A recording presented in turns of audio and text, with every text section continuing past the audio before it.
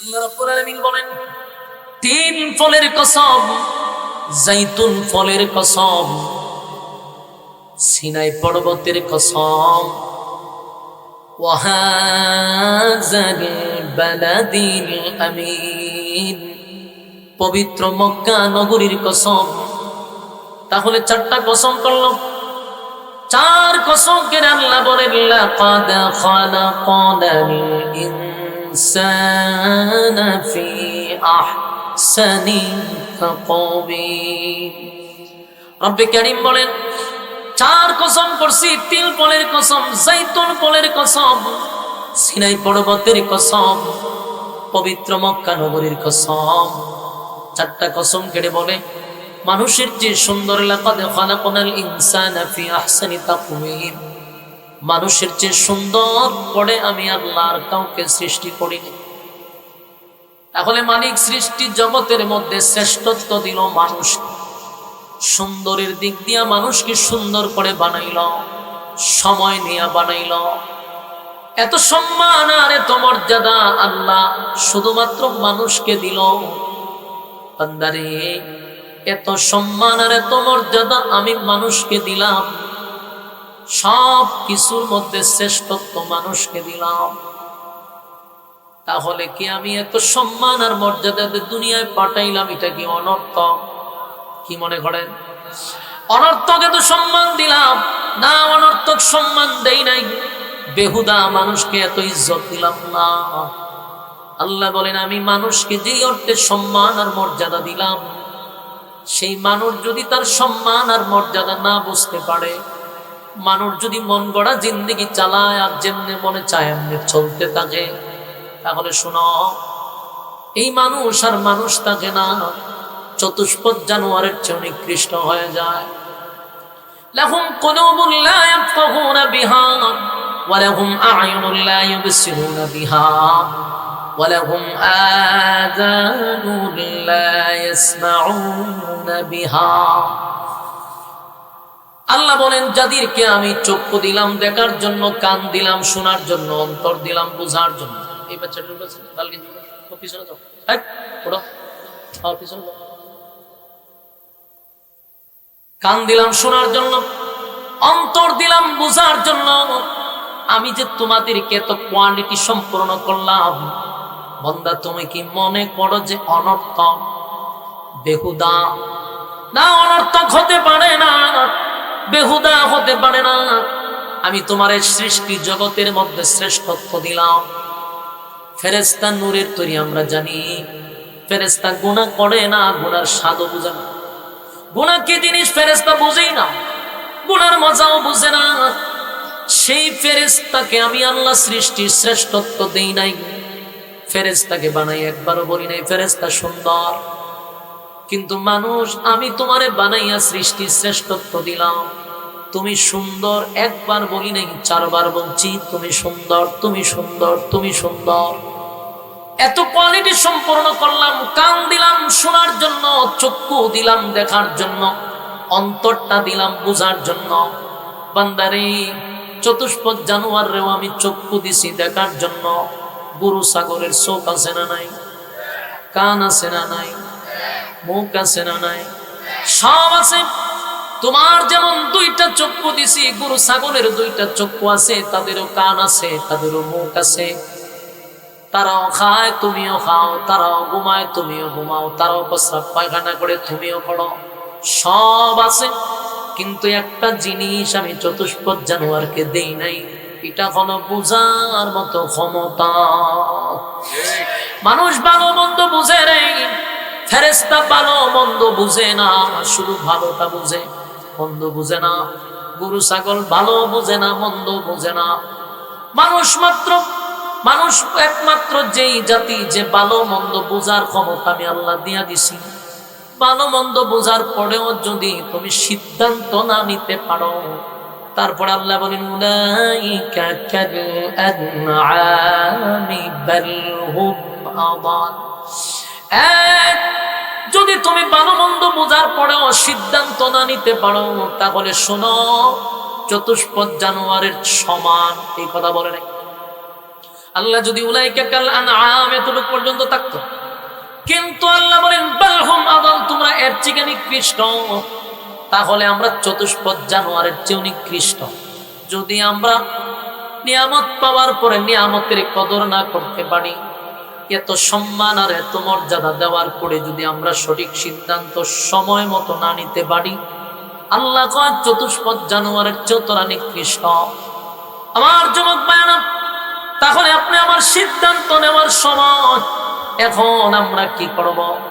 আসলে কি চতুষ্পদ জানোয়ারের মতো নিকৃষ্ট হইয়া কবরে যাব, না সৃষ্টির শ্রেষ্ঠ হইয়া কবরে যাব?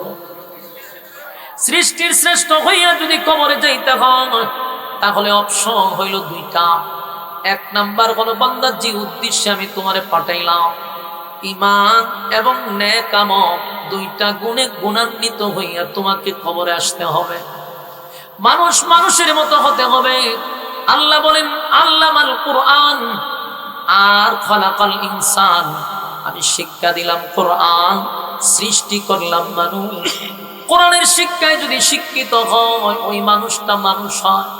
কোরআনের শিক্ষার বাহিরে যত শিক্ষা আছে ওই শিক্ষা দিয়া মানুষ হওয়া যায় না।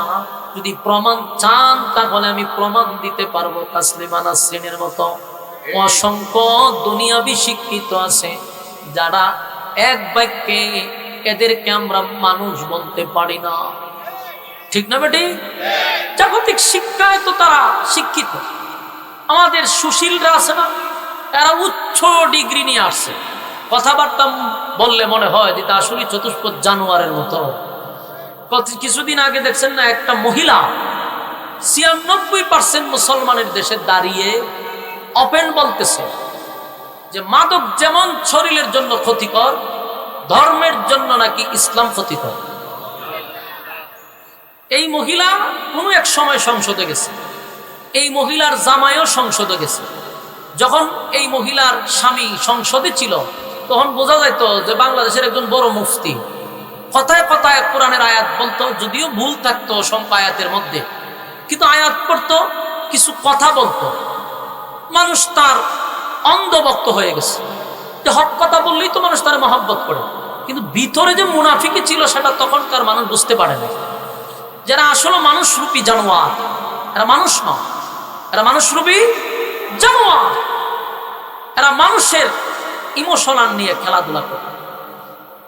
96% মুসলমানের দেশে দাঁড়িয়ে যদি বলো তুমি যে ইসলাম হলো ধর্মের জন্য সবচেয়ে বড় ক্ষতিকর, তাহলে এদেশের মানুষ তোমাকে লাল কার্ড দেখাইতে সময় লাগবে না। তোমাদেরকে এমনি লাল কার্ড দেখানো শুরু হয়েছে, আরো লাল কার্ড দেখা হবে, কোনো হলুদ কার্ডটাই ডাইরেক্ট লাল কার্ড। তাহলে বলুন, এই যে কথাটা বলছে এই মহিলা কি অশিক্ষিত? শিক্ষিত, উচ্চ শিক্ষিত। তাহলে সব শিক্ষায় মানুষ হওয়া যায় না। বলুন, সব শিক্ষায় মানুষ হয়। আপনারা যদি বৃদ্ধাশ্রমে যান, হ্যাঁ মনোযোগ আসেনি, মনোযোগ না লাগে এনে বসছেন কেন, বাড়িতে চলে যাবেন, মনোযোগ দিয়ে শুনুন। বৃদ্ধাশ্রমে মাঝে মধ্যে যাবেন, বৃদ্ধাশ্রমে মাঝে মধ্যে যাবেন, গেলে ওখানে আপনারা একটু নিজের চোখে দেখবেন, সশরীরে দেখবেন যে আমাদের হুজুরদের কথা কি আদৌ বাস্তবতা আছে কিনা। বৃদ্ধাশ্রমে গিয়া দেখবেন কোন আলেমের মা বাপ যদি কোনো বৃদ্ধাশ্রমে পান, আপনি এর সমস্ত দায়ভার আমার কাঁধে নিব। কথা বুঝতেছেন আমার? কিন্তু আপনারা যাবেন বৃদ্ধাশ্রমে গিয়া দেখবেন উচ্চ শিক্ষিত, বাংলাদেশের শিক্ষা না শুধু বাহিরের ডিগ্রি পর্যন্ত নিয়ে আসছে এমন ব্যক্তি, ইঞ্জিনিয়ার, ডাক্তার, ব্যারিস্টার, শিল্পপতি, কোনো কিছুর অভাব নাই, কিন্তু মা বৃদ্ধাশ্রম, বাবা বৃদ্ধাশ্রম। কোন শিক্ষায় তাদেরকে এতটুকু পর্যন্ত আনবো? যদি তারা সত্যিকারের মানুষ হতো, তাহলে যেই মা বাপ, যেই মা 10 মাস 10 দিন পেটে রাখলো, তোমাকে এত কষ্ট করে লালন পালন করলো, বাবা নিজে না খাইয়া তোমারে খাওয়াইলো, সেই মা আর বাবাকে কিভাবে তুমি বৃদ্ধাশ্রমে রাখো? কোন কারণে বৃদ্ধাশ্রমে রাখলে? তার মানে মানুষ হইতে পারো নাই, মানুষ হতে পারো না। একটা জানোয়ার পর্যন্ত তার মা বাবাকে সম্মান করে, কিন্তু মানুষ রূপী জানোয়ারগুলি নিজের মা বাবাকে বৃদ্ধাশ্রমে রেখে আসে। কেন রাখলো? কোরআনের শিক্ষায় শিক্ষিত না। এরা দুনিয়াবি শিক্ষিত হইয়া মানুষ হইতে পারলো না। এই মানুষ না হওয়ার কারণে আজকে তাদের পরিস্থিতি এরকম। আমি কি বাস্তব বলছি না বাস্তব? আমি কিছুদিন আগে একটা কথা বলছিলাম যে এক লোক তার 2 সন্তানকে বিবাহ করাইছে, বউ নিয়ে তারা আলাদা হয়ে গেছে, মা বাপ 2 জনকে তারা হসপিটালে রেখে চলে আসছে।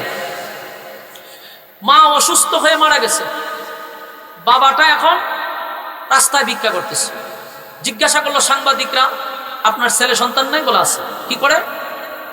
উচ্চ শিক্ষিত, লেখাপড়া করছে, যার যার চাকরি নিয়ে বউ বাচ্চা নিয়ে ব্যস্ত, মা বাবাকে দেখার সময় নেই। তো তারা কি অশিক্ষিত ছিল? শিক্ষিত, উচ্চ শিক্ষিত। এখান থেকে আপনি কি বুঝলেন? দুনিয়ার এই শিক্ষা দিয়া মানুষ হইতে পারে নাই। মানুষ যদি হইতো তাহলে মা বাবাকে বৃদ্ধাশ্রমে রাখতো না। আজকে মা বাবা রাস্তাঘাটে, বৃদ্ধাশ্রম।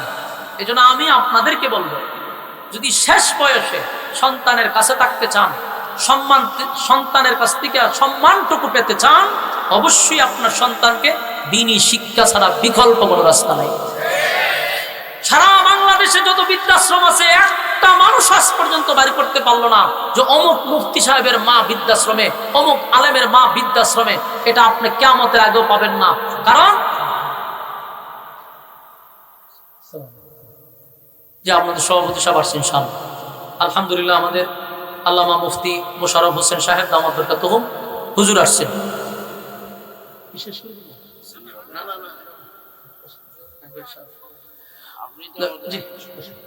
এখন আমি যে কথাটা আপনাদের সামনে খুব তুলে ধরতে চাইছিলাম, সমাজের যে বাস্তবতাটা, ভাই আমাদের বাস্তবতাটা বোঝা দরকার।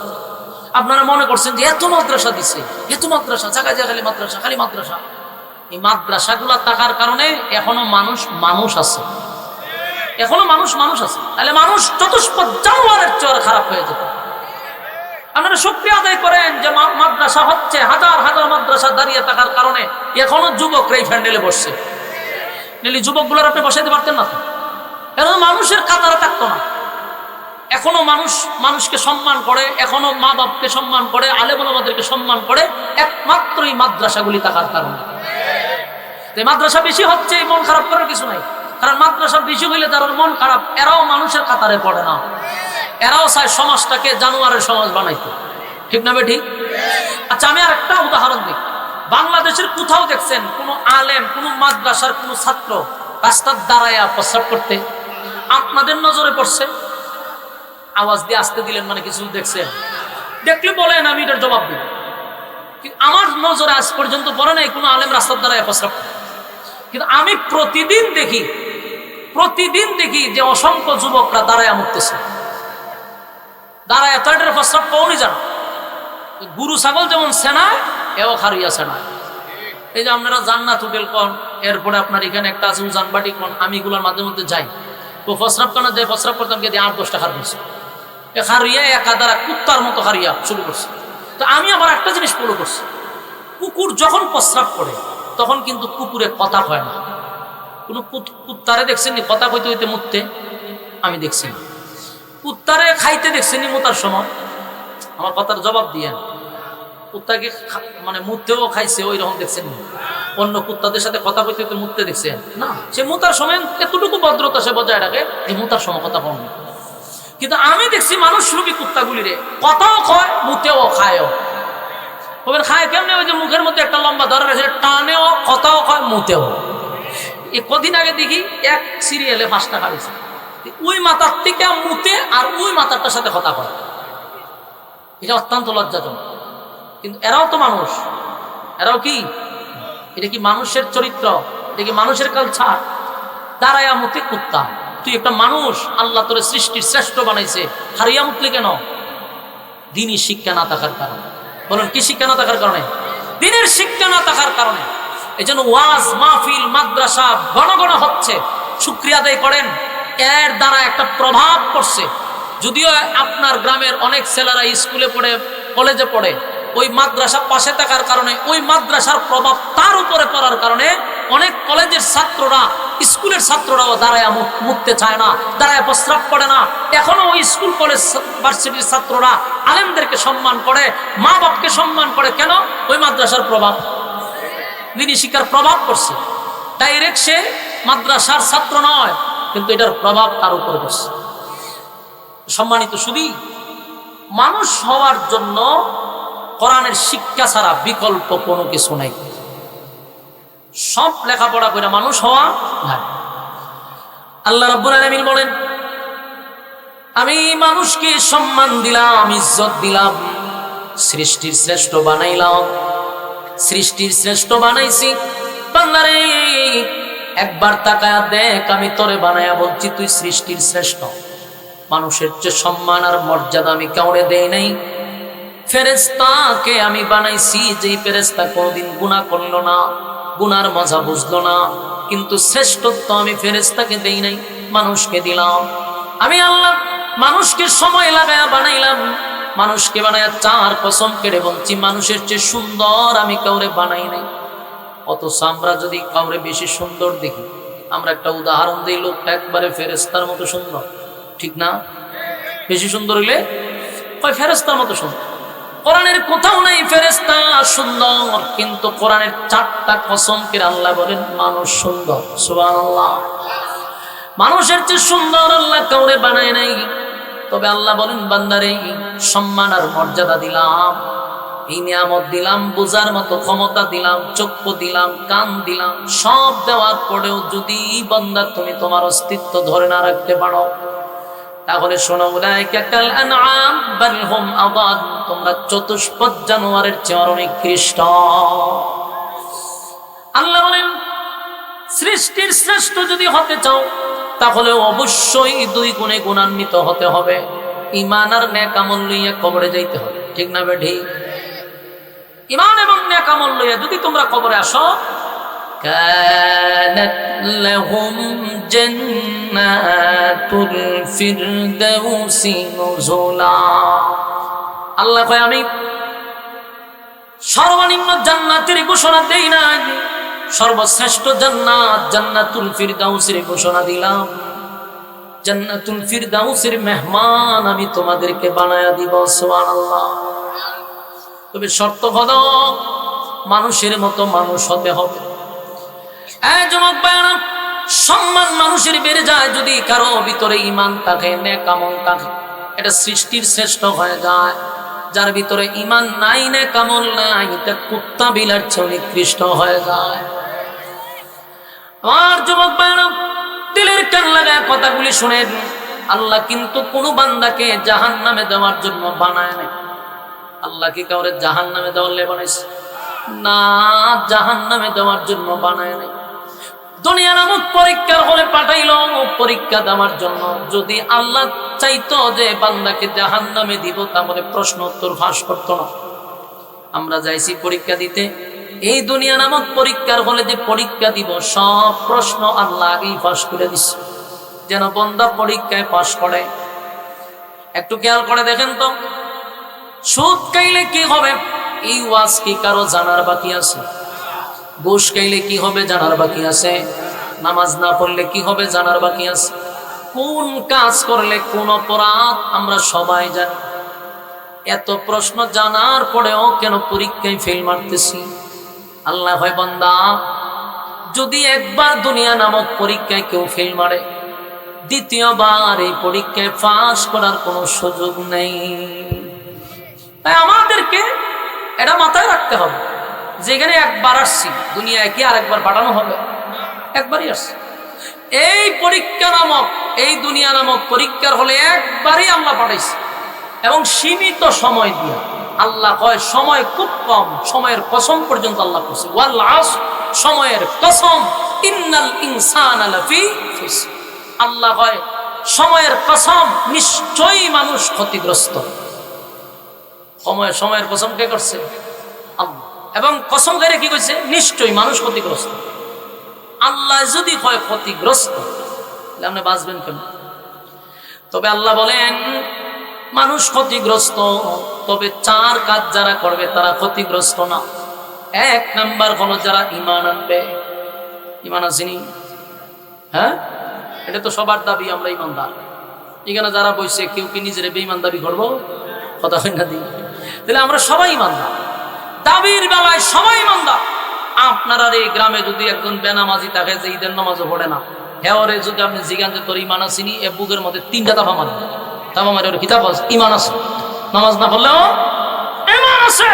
যারা দিয়া খায়, আমি একবার করমপুরে একটা দিয়ে গাঁজা খায়, লিডারকে দিয়েছে আমি দিতে টানতা যে ইমান আসেনি এত একটা লারা মারছিল আমার ওখানে ইয়াদ আছে লারা মাইরা বলছে গাঞ্জা খাইলে কি যে ইমান করার মোল্লার হচ্ছে শক্ত আছে নাউজুবিল্লাহ আরে বাপরে বাবা যে লারা মারছে তো আমি তখনই বুঝছি যে দাবির বেলায় কেউ বাদ নাই সুদ করেও হয় আমি ইমানদার ঘুষ করেও হয় ইমানদার বেনামাজিও হয় ইমানদার গাঞ্জা করেও হয় ইমানদার ঠিক না বে ঠিক দাবির বেলায় কেউ বাদ নাই কিন্তু আল্লাহ যদি ইমান মাফার মিশিং দিত ইমান মাফার যদি মেশিন থাকতো যেমন জোর উঠলে একটা মেশিন আছে এটা নাম হলো থার্মোমিটার কথা বল না দিই থার্মোমিটার দিয়ে কি করে জ্বর মাপে এটা কোথায় লাগায় বগলের নিচে কতক্ষণ রাখতে এরপরে ঠান্ডা বাইর করলে পরে এটা মাঝে পয়েন্ট টুডে কত পয়েন্ট জ্বর আছে আপনার মনে করো নিরম একটা থার্মোমিটার যদি বাড়িতে ইমান মাফা তাহলে কোনো ফিস সাহেব যদি আসা বয়ান করতো যে আমি তোমাদেরকে মুরিদ করব গামছা বিছাই দিবার আগে বলে যে হুজুর আমরা সবাই মুরিদ হবো অসুবিধা নাই বগলের নিচে আলগি দেন ফিস সাহেবরা যদি বগলের নিচে আলগি দিয়েই থার্মোমিটারটা ঢুকাই দিত আর কতক্ষণ পরে ঠান্ডা বাড়ি করে দেখা যায় যে লাল বাতি জ্বলতেছে এই ফিরের কাছে কেউ মুড়ি দিব আমি বক্তাইছি ওয়াজ করতাম আমার আগে নিত রুমের ভিতরে নিয়ে হয়তো জোর আইন আমরা খামটা সেরে লাই আপনি বগত্তরটা একটু আলগি দেন তো আমার আলগি দিয়ে চেক করতে আগে যদি ইমানের পয়েন্ট থাকতো তাহলে ওয়াজও ভাড়াইতো আর যদি লাল বাতি চলে সুজা বাড়ি যায় ঠিক না ঠিক আর এদেশের কোনো নেতা খেতা নিজেদের কি কথা বলতে পারতো না যে আমার চরিত্র ফুলের চেয়ে পবিত্র যখনই হয়তো ফুলের চেয়ে পবিত্র তখনই মানুষের বগলের নিচে থার্মোমিটার ঢুকাই দিত তখন কি নেতার পিছনে আর কেউ ঘুরতো তাহলে ইমান মাফার যেহেতু থার্মোমিটার নাই এটা আমাদের জন্য আল্লাহ একটা বড় ধরনের ইহসান করছে এই জন্য আমরা শুকরিয়া আদায় করি আলহামদুলিল্লাহ যদি থার্মোমিটার থাকতো উপায় আসিল না বক্তা কন শ্রোতা কন ইমাম কন মুসল্লি কন পীর কন সব ধরা পড়ে যেত ঠিক না ঠিক কেউ আর নিজের ইমানদার দাবি করতে পারতো না এটা আল্লাহ আমাদেরকে একটা মায়া মহব্বত করছে তাই আসুন দাবির বেলায় ইমান নিয়ে কবরে গেলে চলবে না আমাদেরকে ইমান আনতে হবে ওই মানুষদের মতো যারা ইমানের পরীক্ষা দিয়ে উত্তীর্ণ হয়েছে আমিনু কামা আমানান নাস ইমান আনো ওই মানুষদের মতো যারা ইমানের পরীক্ষা দিছে তো ইমানের পরীক্ষা কারা দিছে সাহাবায়ে কেরাম হতে পারে আব্দুল্লাহ বিন তামের হতে পারে আসিয়া এরকম যারা ইমানের পরীক্ষা দিছে তোমরা তাদের মতো ইমান আনো তবে দাবির বেলায় ইমানদার নয় এখান দূরের কথা জান্নাতের গ্রাণত্ব পাওয়া যাবে না কারণ দাবির বেলা সবাই ইমানদার আমাদের সত্যিকারের ইমানদার হতে হবে আরেকটা কথা জানাইয়া দিই ইমানের পরীক্ষা আছে ইমানের কি আছে পরীক্ষা আছে বিনা পরীক্ষায় কেউ জান্নাতে যেতে পারবে না বলুন ইমানের কি আছে আমার যুবক ভাইরা ইমানের পরীক্ষা আছে আমরা কিন্তু পরীক্ষা দেওয়ার জন্য দুনিয়ায় আসছি যারা পরীক্ষায় পাশ করবে আল্লাহ ভাই ওয়াদা দিলাম আমি জান্নাত দিব আর পরীক্ষায় যদি ফেল মারেন তাহলে জাহান্নামও উট পেতে বসে রয়েছে জাহান্নাম কি পেতে বসা উট পেতে বসা ইন্না জাহান্নামা কানাত মিরসাদা জাহান্নাম তোমাদের জন্য উট পেতে বসে রয়েছে ইন্না জাহান্নামা কানাত মিরসাদা আল্লাহ হয় জাহান্নাম উট পেতে বসা লিত্তাগিনা মাআবা সীমা লঙ্ঘনকারীদের জন্য জাহান্নাম যারা উল্টা পাল্টা করে দুনিয়া নামক জায়গায় আসার পরে মন গড়া যারা জিন্দেগি চালায় যেমনে মনে চায় এমনে চলে আল্লাহর জমিনে আল্লাহর নাফরমানি করে কারো কিছু তোয়াক্কা না করে মন গড়া জিন্দেগি চালায় আল্লাহ কয় সীমা লঙ্ঘনকারীদের জন্য জাহান্নাম আর এই জাহান্নাম এমন নয় যে আপনি বন্দী হয়ে গেছেন আপনার পিসাবে গিয়ে আপনারে ছুড়াই লয়ে বসে বিষয়টা কিরকম জাহান্নামের ভিতরে কেউ কাউরে সাহায্য দূরের কথা আপনার পাশে কেউ দাঁড়াবে দূরের কথা বরং নিজের মা বাবা আপনাকে অস্বীকার করবে কথা কন ইয়াউমা ইয়াফিরুল মারউ মিন আখিহি ওয়া উম্মিহি ওয়া আবিহি ওয়া সাহিবাতিহি ওয়া বানি আল্লাহ বলেন কিয়ামতের মাঠ এখানে কেউ কারো গিয়া সুপারিশ করার সুযোগ নাই লাবিসিনা ফিহা আহকাবা যুগের পর যুগ সেখানে অবস্থান করবে তোমাদেরকে কেউ বাঁচাবে অথবা তোমাদেরকে জন্য কেউ জামিন চাইবে এমন বিষয় এখানে হবে না দুনিয়ায় না হয় বড় নেতা আছে ছোট নেতা আছে ফাতি নেতা আছে বড় ভাই আছে ছোট ভাই আছে মামলার মধ্যে যাওয়ার পরে জামিনের জন্য কত বড় ভাইরা ফোন দেয় সেখান থেকে খালাস হয় কিন্তু পরকালে এমনটা হবে না লাবিসিনা ফিহা আহকাবা যুগের পর যুগ সেখানে অবস্থান করতে হবে আর তোমার জন্য সুপারিশ কেউ করার মতো সাহসও থাকবে না। আমার যুবক ভাইরা, তাই শেষ একটা কথা হলো, আল্লাহ রাব্বুল আলামিন যেহেতু ওয়াদা করছে, বান্দারে আমি তোদেরকে জান্নাত দিব, কিন্তু 2 গুণে গুণান্বিত হইয়া কবরে আয়। 1 নাম্বার হলো ঈমান, 2 নাম্বার হলো নেক আমল। ঈমান জানবো কার মতো, আমিনু কামা আমানাত নাস, যারা অতীতে ঈমানের পরীক্ষায় পাশ করছে আমরা তাদের মতো ঈমান আনবো। দাবির বেলা ঈমানদার, দাবির বেলা ঈমানদার যে আমরা দাবি করি, এই দাবি দিয়া জান্নাতুল ফিরদাউসের গান পাবো না। আরেকটা হলো নেক আমল, নেক আমল ছাড়া পরকালে 4 পয়সার কোনো দাম নাই। ঈমান হলো অ্যাকাউন্ট। ঈমান কি? অ্যাকাউন্ট। যদি কারো অ্যাকাউন্ট থাকে তাহলে টাকা জমা হয়। ব্যাংকে গিয়া যদি 1 লাখ টাকা জমা রাখে, জিগাইব ব্যাংক অ্যাকাউন্ট বলেন, তখন বলো আমার তো অ্যাকাউন্ট নেই। বুঝি কি ভাগ বললি, টাকা কোথায় জমা রাখবো? বলে যে হানা মনে সেখানে জমা মেরে দেবো। হবে? আগে আপনার অ্যাকাউন্ট থাকতে হবে, তারপরে টাকা জমা হবে। আপনার নামাজ, আপনার রোজা, আপনার হজ, আপনার যাকাত, আপনার ভালো কাজ, এগুলো জমা হবে কোথায়? যদি ঈমানই না থাকে। ঈমান থাকলে নামাজ আছে, ঈমান থাকলে রোজা আছে, ঈমান থাকলে নেক আমল আছে। ঈমান নাই, কিছুই নাই, অ্যাকাউন্ট নাই। তাই আগে হলো আমার ঈমান। আর ঈমান রক্ষা করতে গিয়া যদি আমার দল ছাড়তে হয় আমি দল ছাড়বো। ঈমান রক্ষা করতে গিয়া যদি আমার নেতা ছাড়তে হয় নেতা ছাড়বো। ঈমান রক্ষা করতে গিয়া যদি আমার ঘর ছাড়তে হয় আমি ঘর ছাড়বো। ঈমানের ব্যাপারে কোনো ছাড় নাই। ঠিক না ঠিক? আমি আপনাদের কাছে শেষ কথা এতটুকুই, ঈমান রক্ষা করা আপনি আমার জন্য ফরজ। কথা বুঝতেছেন? ঈমান সুর ঢুকছে, তাই ঈমানের পাহারাদার হয়ে যান। আমার দুনিয়ার সব বিষয়ে আমি ছাড় দিতে পারবো, ঈমানের ক্ষেত্রে কোনো ছাড় নেই। এজন্য সামনে আসতেছে কি? ইলেকশন। আপনার মাথায় রাখতে হবে ঈমান বিক্রি করা যাবে না। ঈমান বিক্রি করা যাবে না। আমরা তো 5 টাকার কাছে ঈমান বিক্রি করি। যে 1 কাপ চা খাওয়ায় এর বিষয় করি, আবার আরেকজনের দুধ চা খাওয়াইছে তো হেরে বাদ দিয়ে এখন দুধ চার পিছনে ধরতেছে। দুধ চা বাদ দিয়ে কেউ যদি কফি খাওয়াই দিলে হের বিষয় ধরতেছে। এই মুনাফিকি আমাদের ছাড়তে হবে। মুনাফিকি ছাড়েন, এগুলা কোনো ইমানদারের কাজ নয়। আপনার জবান থাকবে একটা, আপনি কেন 3 কাফের কাছে 3 জবান দিবেন? হ্যাঁ, 3 কাফের কাছে কেন 3 জবান দিবেন? রং সার কাছে 1 জবান দিলেন, দুধ চার কাছে 1 জবান দিলেন, আবার কফির কাছে আরেক জবান দিলেন। কেন? আপনি না মুসলমান, আপনার জবান থাকবে একটা। এই মুনাফিকি কেন? মুনাফিকি আমাদের অন্তর থেকে বাদ দিতে হবে। কথা কি বুঝতেছেন? কারণ ঈমান হলো আমাদের সবচেয়ে বড় ফাউন্ডেশন। যদি একবার ঈমান হারা হইয়া কবরে যান, আর জিন্দেগিতে জান্নাতের গ্রাম পাওয়া যাবে না। আর যাররা পরিমাণ ঈমান লয়েও যদি কবরে যান, শাস্তির পরে একদিন হয় আল্লাহ উঠায়া জান্নাতে ঢুকাবে। যাররা পরিমাণ ঈমানের গুণে। আর ঈমানই যদি না থাকে মিয়া, তো আপনি কুত্তা বিলার চেয়ে নিকৃষ্ট। কথা কি বুঝতেছেন? ঈমান থাকলে ফেরেশতাদের চেয়ে দামি, আর ঈমান না থাকলে কুত্তা বিলার চেয়ে নিকৃষ্ট। তাহলে আমরা দামি হতে চাই না নিকৃষ্ট হতে চাই? সহজ কথা, আমরা দামি হতে চাই। তো দামি হইলে গুণে গুণান্বিত হতে হবে। 1 নাম্বার হলো কোরআনের শিক্ষায় শিক্ষিত হব। এখন কইবেন হুজুর, আমরা যারা কলেজ ভার্সিটি মাদ্রাসায় পড়ছি আমরা কি করতাম? আমরা কি মানুষ না? আপনারা মানুষ, কারণ কোরআন সুন্নাহ অনুযায়ী তো জীবনযাপন করতেছেন। আপনারা কি কোরআন সুন্নাহর বাইরে জীবনযাপন করেন না এর ভিতরে করেন? এটা মানার নামই। যদি কোরআন সুন্নাহ অনুযায়ী জীবনযাপন করেন তাহলে আপনি গুণগত মানুষ হতে পারবেন। কোরআন সুন্নাহর বাহিরে যাবেন তো গুণগত মানুষ হওয়া যাবে না। এটা সুরতে মানুষ, দেখতে মানুষ, দেখতে সুরতে দেখলে মানুষ হইল, আল্লাহর আদালতে মানুষ হওয়া যায় না। আল্লাহ কি বলছে? আর রহমান, দয়ালু আল্লাহ, আল্লামাল কোরআন, শিক্ষা দিলাম কোরআন, খালাকাল ইনসান, সৃষ্টি করলাম মানুষ। তার মানে দয়ালু আল্লাহ কোরআন শিক্ষা দিছে, সৃষ্টি করছে মানুষ। কোরআন শিক্ষা আগে বলল কেন? এই কারণে, কারণ সব মানুষ মানুষ না। কোরআনের শিক্ষায় যারা শিক্ষিত এরা আল্লাহর আদালতের মানুষ। কথা কয় না? এরা আল্লাহর আদালতের মানুষ। আমরা কি সেই মানুষ হতে চাই? কারা কারা চান? হাত তুলে দেখা। মাশাআল্লাহ, হাত নামায়েন না, 1 মিনিট। হাত তুলছেন তো? লক্ষ কোটি দুরুদ এবং সালাম আল্লাহর সৃষ্টির প্রধান আকর্ষণ জনাবে মুহাম্মদুর রাসূলুল্লাহ সাল্লাল্লাহু আলাইহি ওয়াসাল্লামের উপর। সম্মানিত সুধী, আমরা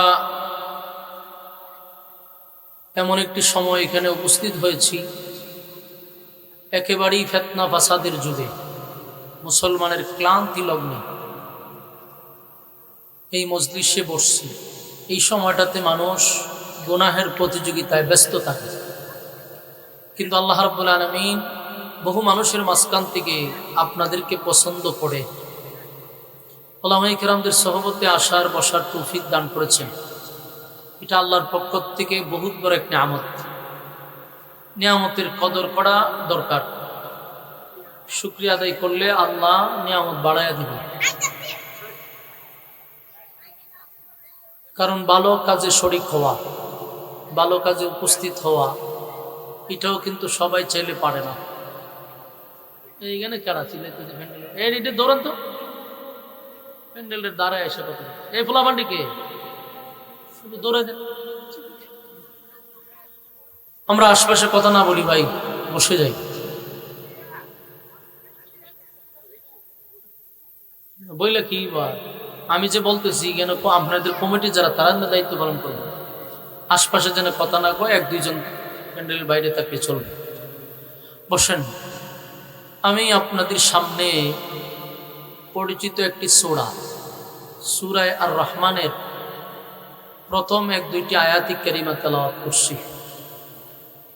আল্লাহ রাব্বুল আলামিন এই আয়াতগুলির মধ্যে অত্যন্ত গুরুত্বপূর্ণ কিছু বিষয় তুলে ধরছেন। যেহেতু মাদ্রাসা কেন্দ্রিক মাহফিল, এই জন্য আমি আপনাদের সামনে আয়াতগুলি তেলাওয়াত করছি। আল্লাহ বলেন, আর রহমান আল্লামাল কোরআন খলাকাল ইনসান আল্লামাহুল বায়ান। বাংলা যদি আপনি অর্থ তুলেন তো দয়ালু আল্লাহ সৃষ্টি করলেন কোরআন, দয়ালু আল্লাহ শিক্ষা দিলেন কোরআন, সৃষ্টি করলেন মানুষ। তো এখানে অর্থটা আসে, দয়ালু আল্লাহ কোরআন শিক্ষা দিছে, পড়ে মানুষ বানাইছে। কিন্তু আমরা জানি আদম আলাইহিসসালাতু ওয়াসসালামকে দুনিয়াতে পাঠাইলেন বহু আগে, আর কোরআনে কারীম আল্লাহ নাজিল করছেন বহু পরে। রাসূলের 40 বছর পূর্ণ হওয়ার পরে আল্লাহ কোরআন নাজিল করলেন। কিন্তু আল্লাহ রাব্বুল আলামিন বলতেছেন, আমি কোরআন শিক্ষা দিছি, পড়ে মানুষ বানাইছি। তাহলে কি কথায় ভুল আছে? নাউজুবিল্লাহ। বলুন কথায় ভুল আছে? কথা তো সঠিক, কিন্তু আমরা দেখতেছি মানুষ বহু আগে আল্লাহ পাঠাইছে, বহু আগে পাঠাইছে, এবং কোরআন বহু পড়ে নাজিল করছে। তাহলে আল্লাহ কেন বললেন যে আমি কোরআন শিক্ষা দিছি আগে, মানুষ বানাইছি পড়ে? তো আল্লাহর কথাও সঠিক, আদম নবীর আল্লাহ আগে পাঠাইছে সেটাও সঠিক, কোরআন নাজিল করছে বহু করে সেটাও সঠিক। সব সঠিক তো একসাথে হয় না। সব সঠিক কি একসাথে হয়? কিছু কিছু বিষয় আছে আমরা বাস্তবে দেখি একরকম, ঘটে আরেক রকম। এখানেও বিষয়টা এরকম। এখানে আল্লাহ যে অর্থে কোরআনের শিক্ষা আগে আনছে, এই বিষয়টা আমরা বুঝতে চাইলে আমরা আগে বুঝতে হবে যে মানুষ দুই প্রকার। বলুন মানুষ কয় প্রকার? আপনারা যারা বসছেন অন্তত তারা তো ওয়াজ শোনার লেগে পড়ছেন নাকি? তো একটু হানা কইলে আমার জন্য সুবিধা হয় না? আমি বুঝবো যে আপনারা ওয়াজ শোনার জন্যই করছেন। আর যারা শয়তান, যাদের উপরে গাড়ে ভর করছে, এরা তো শয়তানে ঘুরাইতে আছে, এরার চিন্তা নাও বাদ। তা আপনার উপরে তো আর ভর করছে না, ভর করছে নাযালাত আলাইহিমুস সাকিনা। রাসূল বলেন, যেখানে দ্বীনি কথা বলা হয় সেখানে উপর থেকে সাকিনা, রহমত নাজিল হয়। তো এখানে শয়তান বসতে পারে না। প্যান্ডেলের বাহিরে থাকলে শয়তান ভর করবে, এখানে ভর করবে। আপনারা যারা এখানে বসছেন একটু হা না কইলে আমার কথা বলার সুবিধা হয়। দেখেন মানুষ দুই প্রকার। একদল মানুষ আল্লাহর আদালতের মানুষ, আরেক দল মানুষ সুরতে মানুষ, দেখতে মানুষ। আমরা যদি আরেকভাবে ব্যাখ্যা করি, একদল মানুষ গুণগত মানুষ, আরেক দল মানুষ সুরতে দেখতে মানুষ। মানুষ কয় প্রকার? দুই প্রকার। দেখতে মানুষের মতো লাগলেই কি মানুষ হওয়া যায়? দেখেন একটা বিষয়, আমরা যখন মাদ্রাসায় পড়তাম অথবা আপনারা যারা স্কুল কলেজে পড়ছেন, ছোটবেলায় আমাদের আব্বা আম্মা অথবা আমাদের দাদা দাদি আমাদেরকে একটা কথা সবসময় বলতো, লেখাপড়া কইরা মানুষ হও, লেখাপড়া করে মানুষ হও। ওই সময় চিন্তা করতাম আমরা তো মানুষ হই, এর বড় হয় মানুষ হইতাম, কারণটা কি? ভিতরে একটা চিন্তা থাকতো যে মানুষ হইতো আমি, আবার কয় মানুষ হইতো। এটার মর্ম বুঝি নাই, কিন্তু এখন আমরা বুঝি যে মানুষ আসলেই দুই প্রকার। মা বাবা দাদা দাদি যে অর্থে আমাদেরকে বলতো লেখাপড়া করে মানুষ হও, তার মানে আমরা যে এখন যে মানুষ, এটা আসলে সুরতে দেখতে মানুষের ঘরে জন্ম নিয়েছি তাই মানুষ, কিন্তু এটা গুণগত মানুষ না, এটা সুরতে। বুঝেননি কথা? বুঝেননি? তিলাহান যদি মুখ বন্ধ করে রাখুন তো কেমনে আমার কথা হইতো? একটু হানা কই। একটা গুণগত মানুষ আর একটা দেখতে সুরতে মানুষ। মানুষের ঘরে জন্ম নিয়েছি এই জন্য মানুষ। তো গুণগত মানুষ কিভাবে হওয়া যায়? ওই যে আমাদেরকে ছোটবেলা বলছে তোমরা লেখাপড়া করে মানুষ হও। লেখাপড়া করলে কি হয়? গুণগত মানুষ হওয়া যায়। আর লেখাপড়া ছাড়া যে মানুষটা, এটা শুধু দেখতে সুরতে মানুষ, এদের মধ্যে মনুষ্যত্ব নাই। এটার বাস্তবতাও আছে, বাস্তবতাও আছে। যেমন বাংলাদেশে আমরা যেটা দেখতেছি, মানুষকে মানুষ হত্যা করে না, মানুষকে ওপেন মানুষের সামনে হত্যা করতেছে। এটা কি সত্যিকারের গুণগত মানুষের দ্বারা সম্ভব? একজন মানুষ খুন করা? একটা পশুকে মারে না, তার জাতি ভাইকে সে হত্যা করে না, কিন্তু মানুষ শুইয়া তার জাতি ভাইকে সে হত্যা করে প্রকাশ্যে। বোঝা গেল এটা আসলে দেখতে মানুষ, এটা সুরতে মানুষ, এটা গুণগত মানুষ না। এই জন্য আমরা মানুষের ঘরে জন্ম নিলেই যে মানুষ হয় বিষয়টা এরকম না। মানুষ হইতে গেলে কিছু কোয়ালিটি লাগে। আল্লাহ এখান থেকে লোক পেরে সরান দেবেন, এখানে কি তা? এটা লাড়ি লন চান, এটা লাড়ি লন, সিংলা লন, ফাত পাতি যাতে করেছে চিকন, কেউ শুনতো না, কাউরে শুনতো দিত। আমরা কথা না কই ভাই। এখন দেখেন গুণগত মানুষ এবং সুরতে মানুষ, যতক্ষণ না পর্যন্ত আপনি এটা না বুঝবেন, তাহলে আল্লাহ যে বলল আমি সৃষ্টি করছি মানুষ, কোরআন শিক্ষা দিছি, এরপরে মানুষ বানাইছি, এই কথার মর্ম বুঝতে গেলে আগে আমরা মানুষটাকে দুই ভাগে ভাগ করতে হবে, যে আসলেই মানুষ দুই প্রকার, একটা গুণগত, একটা সুরতে। দেখতে মানুষের ঘরে জন্ম নিলে মানুষ হওয়া যায় না, গুণগত মানুষ হইতে হয়। তো এই গুণগত মানুষ যদি আপনি হইতেই হয়, তাহলে লেখাপড়া করতে হবে। তো সব লেখাপড়া দিয়া তো মানুষ হওয়া যায় না। তাসলিমা নাসরিনও কিন্তু লেখাপড়া করছে। তাসলিমা নাসরিন কি করছে? লেখাপড়া করছে। তো যে বাংলাদেশের লেখাপড়া শেষ করে বাহিরে গিয়ে ডিগ্রি অর্জন করছে। তো এত শিক্ষিত একটা মহিলা কি আসলেই মানুষ হইতে পারছে? কথা কয় না। তার বইয়ে লেখছে যে আমার পেট, এখানে আমি কার বাচ্চা নিব এটা আমার ব্যক্তিগত। নাউজুবিল্লাহ। তার বইয়ে লেখছে যে আমার পেটে আমি কার কাছ থেকে বাচ্চা নিব এটা আমার ব্যক্তিগত বিষয়। বলুন তো দেখি, এটা কি আসলেই কোনো মানুষের কথা? আপনারা কি মানুষের কথা? এটা কুকুরনির কথা। কার কুকুরনি কার কাছ থেকে বাচ্চা নেই কুকুরনি নিজেও জানে না। কুকুরনি একটা কুকুরের সাথে তার সম্পর্ক না, বহু কুকুর তার পিছনে ঘুরে। তো কোনখান থেকে তার পেটে বাচ্চা নিছে কুকুরনি জানে না। এটা তো কুকুরের কথা হইতে পারে, এটা মানুষের কথা হতে পারে না। তাহলে বোঝা গেল সব পড়া পইরাও মানুষ হওয়া যায় না। দুনিয়াবি পড়ালেখা কইরা যদি মানুষ হওয়া দিত, তাসলিমা নাসরিন মানুষ হইত। আমার মতে তো হে কোনো মানুষ না, এটা এক ধরনের চতুষ্পদ জানোয়ার। কারণ যে নিজে কয় যে আমার পেট যেখান থেকে মনে চাইতে বাচ্চা নিব, এটা কোনো মানুষের কথা হতে পারে না। তাহলে আমরা যে শিক্ষা অর্জন করব, সব শিক্ষা দিয়েও মানুষ হওয়া যায়। শিক্ষা অর্জন করতে গেলে আমরা কোরআনের শিক্ষায় শিক্ষিত হতে হবে। কোরআনের শিক্ষায় যখন একটা মানুষ শিক্ষিত হবে, সে পরিপূর্ণ মানুষ হতে পারে, এর বাহিরে মানুষ হওয়া যাবে। কোরআন সুন্নাহ অনুযায়ী জীবনযাপন করলেই একটা মানুষ মানুষ হতে পারে, এছাড়া মানুষ হওয়া যায় না। দেখতে মানুষ হইতে পারে, কিন্তু গুণগত মানুষ হওয়া যায় না। সম্মানিত সুধী আসুন, এটা তো আমরা বুঝাইলাম যে মানুষ দুই প্রকার, একটা দেখতে মানুষ, একটা গুণগত মানুষ। এখন আসুন আল্লাহ কি বলছে। আল্লাহ এক জায়গায় বলছে ওয়ালাকাদ কাররামনা বানি আদম। আল্লাহ বলছেন যে আমি সৃষ্টি জগতের মধ্যে শ্রেষ্ঠত্ব দান করছি মানুষকে। মানুষের যে সম্মান আর মর্যাদা আমি কাউকে দেইনি। তাহলে মানুষের সম্মান আল্লাহ বাড়াই দিছে।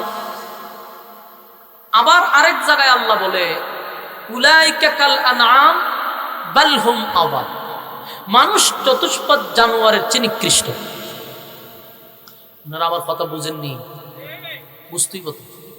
দেখেন এক জায়গায় আল্লাহ কি বলছে, সৃষ্টির শ্রেষ্ঠ মানুষ, সৃষ্টির কথা কইন, মানুষ সৃষ্টি। আবার আরেক জায়গায় কি কইছে, কুত্তা বিলের চেয়েও নিকৃষ্ট। আল্লাহ এখানে দুই রকম বললো না, এক জায়গায় হয়েছে সৃষ্টির শ্রেষ্ঠ, আরেক জায়গায় বললো কুত্তা বিলের চেয়েও নিকৃষ্ট। আল্লাহর দুই জায়গার কথায় আমরা বুঝলাম যে মানুষ দুই প্রকার। বলুন এখানেও মানুষ কয় প্রকার পাইলাম? আল্লাহর ব্যাখ্যা অনুযায়ী আল্লাহ বলছে মানুষ সৃষ্টির শ্রেষ্ঠ। আবার আরেক আয়াতের মধ্যে বলেন মানুষ কুত্তা বিলের চেয়ে নিকৃষ্ট। এখানে আমরা মানুষ দুই প্রকার পাইলিছি। আবার আমরা যে ব্যাখ্যাটা দিলাম যে কোরআনের শিক্ষায় যদি শিক্ষিত হই অথবা লেখাপড়া করে যদি আমরা মানুষ হই, এটা গুণগত মানুষ হয়। আমাদের আত্মীয় স্বজন আমাদেরকে বলছে তোমরা লেখাপড়া করে মানুষ হও। আমরাও ভাই করলাম দুই প্রকার। আল্লাহ তার কোরআনে বলছেন মানুষ দুই প্রকার, একটা আল্লাহর আদালতের মানুষ আর একটা সুরতে মানুষ। এখন আসুন, কোন কাজ করলে মানুষ সৃষ্টির শ্রেষ্ঠ হয়, কোন কাজ করলে মানুষ কুত্তা বিলের চেয়ে নিকৃষ্ট হয়? কথা কি বুঝতেছে? আল্লাহ বলেন মানুষ আমি বানাইছি সময় নিয়া, মানুষ আমি বানাইছি মহব্বত করে। গোটা সৃষ্টি জগৎ আল্লাহ অনলি মাত্র 6 দিনে বানাইছে।